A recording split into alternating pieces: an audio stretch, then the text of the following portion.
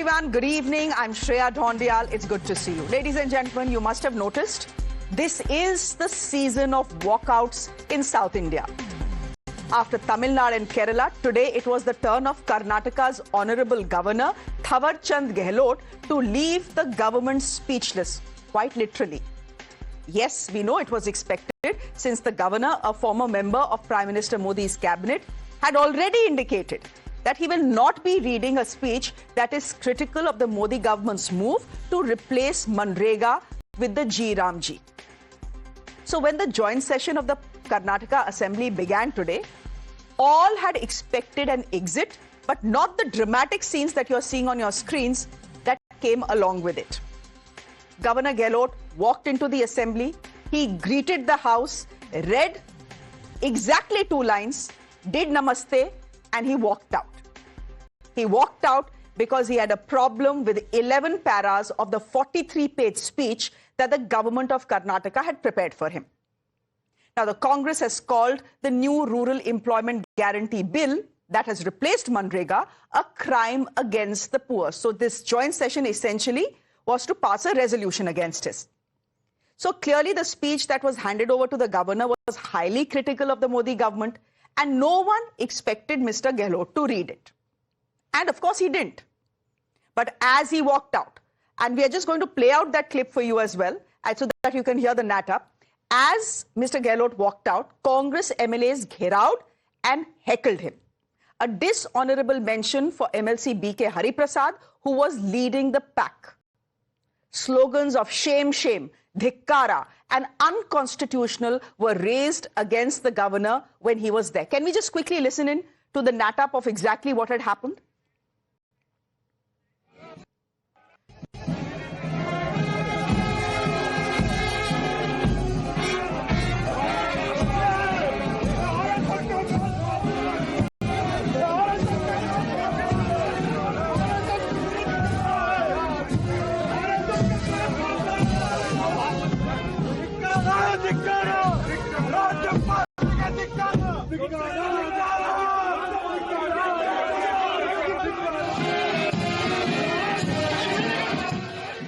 Now, ladies and gentlemen, the BJP is rightly calling out this rowdy behavior, saying the governor holds a constitutional office and cannot be heckled and harassed like this.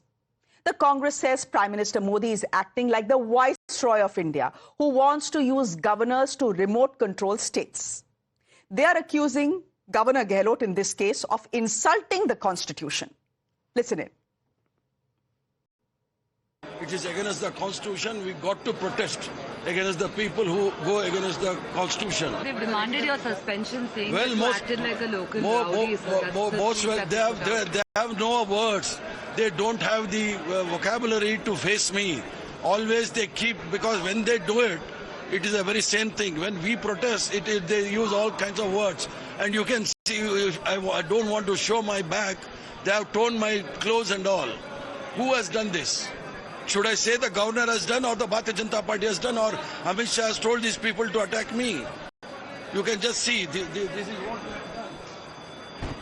they have done. They are the biggest goons. They are trained under the RSS. They are provocated by the RSS. I demand Honorable Chief Minister Siddaramaiah should seek apology regarding the attitude of the ruling MLA and MLCs, and he should also take strict action. Speaker also should look into the matter.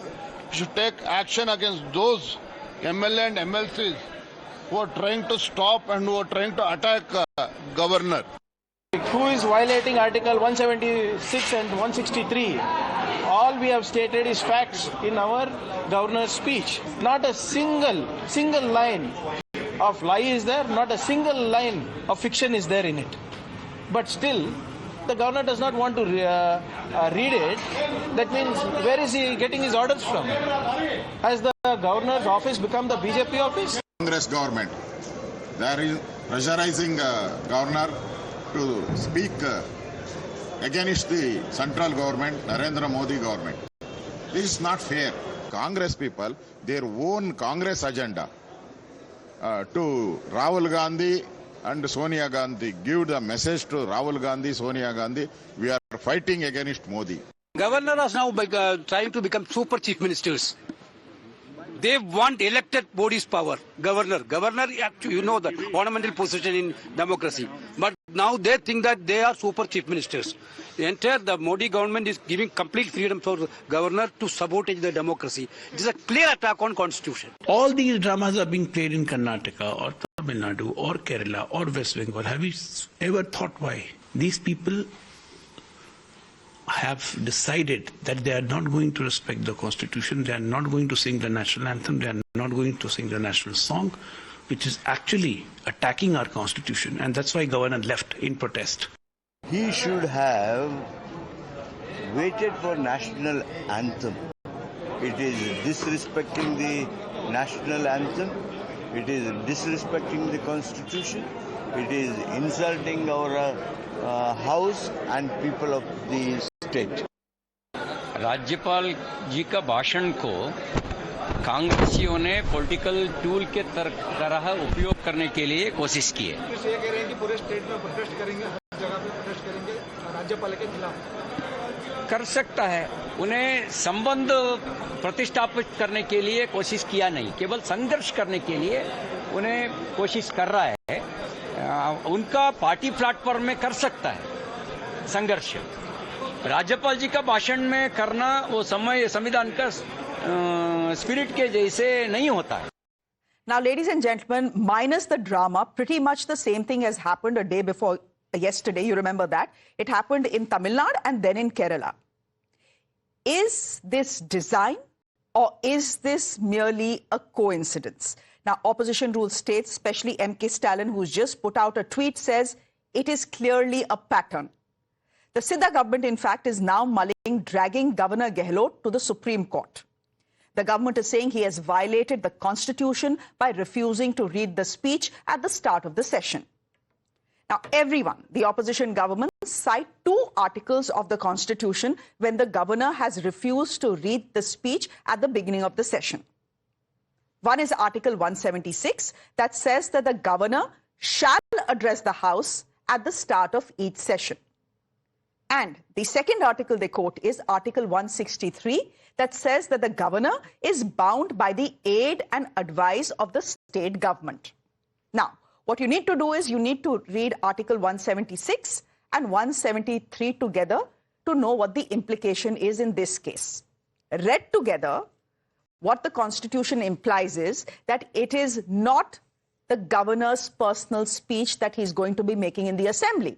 The government prepares the speech and the governor reads it. So that's the constitutional position. But, ladies and gentlemen, there's a big but. Article 163 does give the governor limited discretionary powers. So it is a bit of a grey area there, and arguments can be made on both sides. Question is, are governors violating the constitution with their walkouts, or is it completely within their right to do so, especially when they feel that they are being used to embarrass the central government? And by the way, is there absolutely any justification in the way the governor today was heckled in Bangalore? Those are my questions. I'm going to be putting them to my guests this evening. But first, a piece of breaking news coming in. It seems, sources telling Times Now, that the state government is mulling writing to the President of India, telling him exactly what has happened and telling him that the governor has not discharged his constitutional duties. What the cabinet is also mulling is whether this case, whether Governor Gehlot can be dragged all the way to the Supreme Court. Let me go straight across to Neha, who's joining us live from Bengaluru. Neha, you know, the government of Tamil Nadu has, in a sense, let it go. The government of Kerala has, in a sense, let it go. But the government of Karnataka isn't letting it pass. It seems that they are pretty certain that they want some sort of action against Governor Gehlot.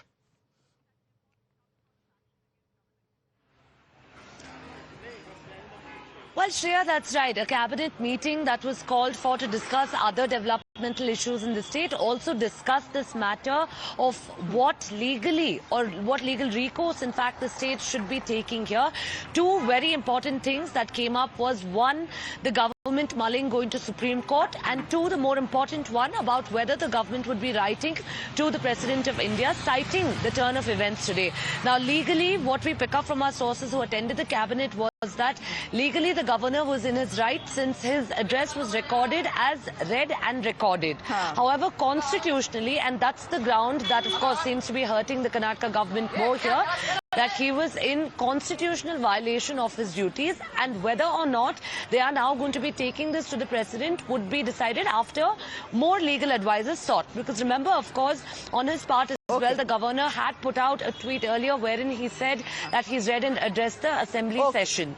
With all of this said, to conclude, of course, what we pick up is that more legal advice would be sought from experts, and then a final call that is left to the Chief Minister would be taken on whether or not the President or the Supreme Court should be addressed. The fact is that this is a separate case, but the government versus governor battle is already in the Supreme Court.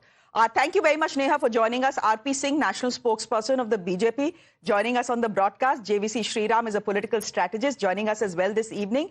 Both of them will be speaking on the same team. They are batting on the same side today. Nizam Foujdar is spokesperson of the Congress party, and Syed Aslam Pasha is a political analyst.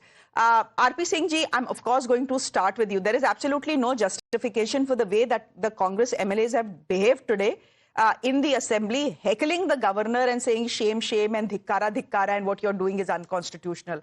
But R.P. Singh ji, please help me understand. If governors in opposition rule states, right, want to trouble the sitting government and they don't want to read these speeches ahead of an assembly session, then Stalin is saying, let's just scrap this archaic old practice.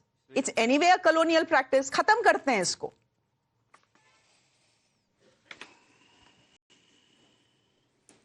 Well, they want a free hand and they want complete freedom for the anarchy they do in the state. So they have the right to claim their right over anarchy. But fact is that what happened today, let's understand that also. You are forcing a governor to read against the central government, a para against the central government, which is not factually correct. But tomorrow, you are on a channel right now. Your person from the back end gives you a piece of paper which is factually incorrect. I mean, you can't read that. I mean, if tomorrow says that someone has died, but person is still alive, I'm just, for example, say. So, I mean, you can't read that.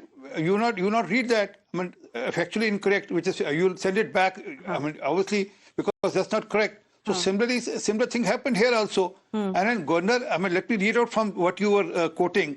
There's a case of Shamsher Singh Patania versus Nabina Nabam Rabia. Correct. And it's made clear that governor can send it back for reconsideration. And also that it is not refusing the speech. It is not defiance. Refusing the speech is not defiance. It's basically trying to be fidelity. I'm trying to play fidelity to the constitution. And institutional dignity of the public trust. I mean, he is a constitutional nominee. Good point. So, no, you're making a good point. Force a constitutional nominee to read something which is incorrect, which is or something he doesn't believe in. Incorrect, and then which can, and then also, I mean. I understand, R.P. Singh. You're saying not his believing, not his you're saying that in the case of Tamil Nadu and in the case of Karnataka as well, and to some extent in the case of Kerala as well, the governors were being asked to mouth fiction. And if the governor doesn't have a problem with the Manrega being scrapped and G. Ramji replacing it, why should he go out into the assembly and read what the state government has prepared? So that is a good point you make. But the fact is that you've quoted one, you've quoted from one court. Let me quote from another court. The Supreme Court also, while hearing these cases in 2023 and 2024, has said that a governor cannot refuse his constitutional duties. Right? And if you have a problem discharging that constitutional duty, is the answer walking out, or is the answer a resignation? I will let the Congress spokesperson here respond to what you're saying, because you have a good point as well. Nizam Foujdar, go ahead, please. झूठ क्यों बुलवा रहे हैं आप लोग governor से? Shreya,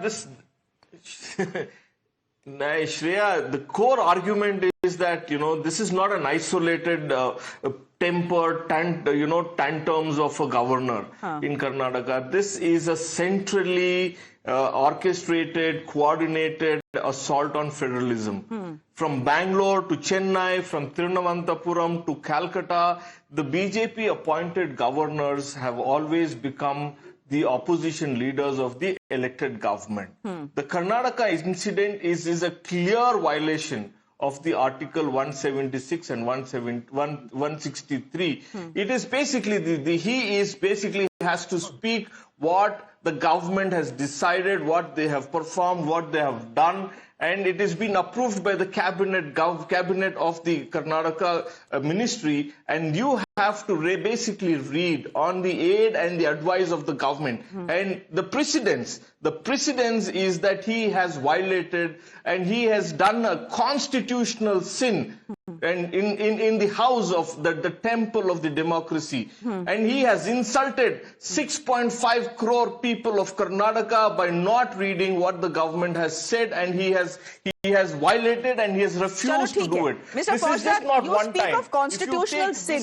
Is it not a moral sin? Is it not a moral sin if you are asked to mouth fiction? No, this is a and misplaced figures sin. Shreya, this is a constitutional sin. This is not about a morality. The morality comes when you are removing the name of the Mahatma Gandhi from the Manrega and saying this is the VB Gramji, and you are basically taking away the rights, the working rights, the employment rights of the people of Karnataka and the entire nation, and saying you have to implement it. You are removing the Mahatma Gandhi's name is the moral sin. The constitutional sin is that you are not reading the speech that the Karnataka government that has given to him. He can walk out. He has basically walked out. This is the historical fact that the BJP people have always said, from Anant Kumar to Lalu Singh to Jyoti Midra or many of the BJP leaders, they have said, we need to change the constitution. They don't abide by the constitution.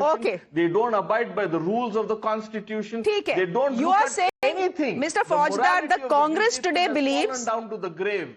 The Congress today believes, and not just the Congress party, the DMK today also believes, and Stalin has just put that out. Let's put out what Stalin has said this evening. Even Stalin, the Chief Minister of Tamil Nadu, believes that what is happening is an orchestrated attack, because in 1 week, you cannot have 3 state governors simply walking out of the house without delivering the customary address. That is their constitutional duty. So it is an orchestrated attack, you say. In fact, at one point, Mr. Venugopal is also calling Prime Minister Modi the Viceroy of India, saying that the Viceroy of India thinks that he can use the governors to remote control states from the center. This is the charge that is coming your way. Mr. R.P. Singh, please, quick response to that.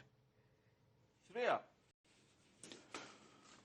Once he is talking about the Karnataka people of Karnataka, but what about a Dalit person? He's a Dalit. He's ये गलत बात है। RP Singh जी ये गलत बात है। जात पात हर जगह ना लाइए आप। ना। RP Singh ji, I will not let this pass. जात पात मत लाइए यहाँ पे। ये प्योर पॉलिटिक्स है जो हो रहा है। जात नहीं लाइए। No. He came from a Dalit background. He's a Dalit. He's a Dalit, and that's why he was heckled. They could dare and afford to heckle him because he was a Dalit. They could have done it to any other leader. Unfair. Sir, शर्म करो कुछ. No. ये गलत है. No. 1 minute. Okay. 1 minute. Gentlemen. Mr. Foujdar, respond. BJP has flogged. The BJP leaders have flogged the Dalits, and today you're taking the side of the Dalit. It should be shame on you. It's a shame on you and the shame on the BJP that you're talking about a Dalit. You are flogging people across the country. You are lynching in the name of the Dalit. You're lynching in the name of the Sanatan Dharma. You have flogged the various parts of the country. चलिए वाला घोड़ी पे नहीं बैठ सकता. आप उनको मारते हैं और आप कहते हैं कि दलित को हमने ठेस पहुंचाई. आप खबरदार ऐसे बातें मत करिएगा. आपके प्रधानमंत्री ने दलित को हमारे महात्मा गांधी का नाम निकालकर आपने Friends, let's drop this. Okay. Let's drop this Dalit talk. I'll tell you why. R.P. Singh ji, I'll tell you why I want you to drop this Dalit talk. Let us look at who Thawarchand Gehlot is. He's an old friend of yours. Even we have seen him, in his political life. He's a very accomplished BJP leader. Remember, he was the, he was the lead in the House for the BJP in the Rajya Sabha. We all know that, right? We know that he has served as a government minister in the Modi cabinet. Ye bhi hum sabko pata hai. He has so many feathers in his cap. Let's not pull this victim card, Dalit card out. But anyhow, JVC, I'm bringing you into this conversation. There is absolutely no debate about the fact that you cannot heckle a governor. And you cannot say shame, shame, and what you're doing is unconstitutional, come back, come back. So these scenes are completely unacceptable. I don't even want to hear a defense for it. But is there any defense for 3 governors in a span of 2 days refusing to read the speech that has been prepared by the government and walking out? This is their constitutional duty. This is what the Constitution says. Some grey areas may be there, but the Constitution otherwise is very clear. And if they don't like this speech, because it, doesn't adhere to their political ideology, they should simply resign. They are not the spokespersons of the BJP, na, ki hum nahi padenge, hame acha nahi laga. Good evening, Shreya. Good evening, Shreya. If Congress party says that what the governor has done is a constitutional sin, Congress party in the past had murdered the constitution. Because they have dismissed state governments using Article 356, using the same governor, more than 95 times. Number 2, if a governor is going to be asked to speak on something which is against the central government, governor can obviously use his discretionary powers. That's what you had also mentioned.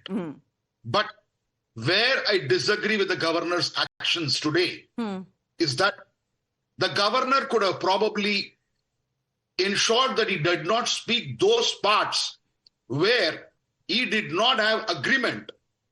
Probably 100% yes. If the president's nominee is going to speak against a law which has been passed by the parliament, and if the Congress party expects the governor to read, this shows how petty-minded the Congress party leaders are. They want to put the governor in a fix. They want to make an issue out of a non-issue. And they cannot be doing it because the pot cannot be calling the kettle black. They have enough and more. They have enough and more burdens that they're crossing, they're carrying since 1952, that they should not be speaking. If they are talking about a communist government, which is the first who dismissed AMS Namboodiripal's government, a democratically elected government, can a Congress leader come and give a lecture here on constitution? It's the same party who invoked emergency. Very good point. Congress party should have some shame before they put up with all these things. I'm not batting for governor. Neither I'm batting for BJP. But the argument cannot be made. But the argument, JVC, cannot be made कि कांग्रेस ने पुराने जमाने में did this, use the government. So now, who are they to speak? Because the Modi government, according to the opposition, is doing exactly the same. Misusing governors, using them as remote controls. Doing pretty well that by including certain parts against the central government's initiative, which has been passed by the parliament, and you expect an appointed person of the President of India to read those. That shows the dangerous mindset of the Congress party. All right, Mr. Pasha, respond. Respond. Actually, it's really a case of the pot calling the kettle black. Shreya, you said it absolutely right. Mr. Thevarchand Gehlot is an accomplished BJP leader. But after he takes up the position, an honorable position, a constitutional position of a governor, he needs to remain apolitical. He needs to be unbiased. Those it's days a are clear gone, Mr. violation Pasha. of Constitution.